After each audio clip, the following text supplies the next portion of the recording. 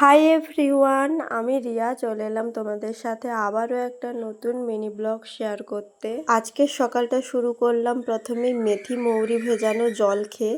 এরপর তো একটু বাইরে বসেছিলাম, বাইরে একটু ঠান্ডা ঠান্ডা হাওয়া খাওয়ার পর আবার রুমে চলে এসেছি। তো কালকে রাত্রে একটু আমন্ড আর কাজু বাদাম ভিজিয়ে রেখেছিলাম, ওটাই খেলাম। এরপর তো সকালের বাসি কাজ সারবো, তখন দেখি যে আমার বিল্লু এখনও ঘুমিয়ে আছে। তো একটু বেলা হয়ে গেছে, ওকে অনেকবার বললাম যে ওঠ ওঠ, কিন্তু ওর তো ওঠার কোনো নামগন্ধই নেই। তখন ওর পিছনে একটু লাগছিলাম, ওই লাগতে লাগতে ও এখন বিছান থেকে ঢাপাস করে পড়ে গেছে। যদিও ওর খুব একটা লাগেনি, মানে একদমই লাগেনি, তবে ওকে ওই খাট থেকে পড়ে যাওয়া দেখে আমার এত হাসি পাচ্ছিল। যাই হোক, ও আবার ঘুমিয়ে পড়েছে। জানি না আজকে ওর কি হয়েছে, ও প্রচুর ঘুমাচ্ছে। শুধু ওই দুপুরবেলা খেতে উঠেছিল, তারপর সারা দুপুরও ও ঘুমিয়ে গেছে।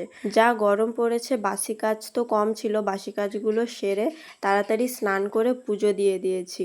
স্নান করে পুজো দেওয়ার পর এই যখন চন্দন আর সিঁদুরের এই টিপটা লাগাই, তখন এত শান্তি লাগে মনে, কি বলবো। পুজো দেওয়া কমপ্লিট, এবার জলখাবারটা খাবো। কালকের বাসি একটা চপ ছিল, ওটা খেয়েছি।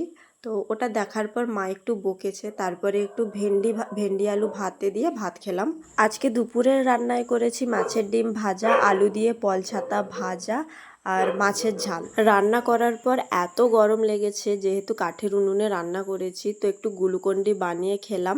এটা খেতে অনেকটা পাতিলেবুর শরবতের মতো, খাওয়ার পর অনেকটা রিফ্রেশিং লাগে। তো চলো আজকে এই পর্যন্ত।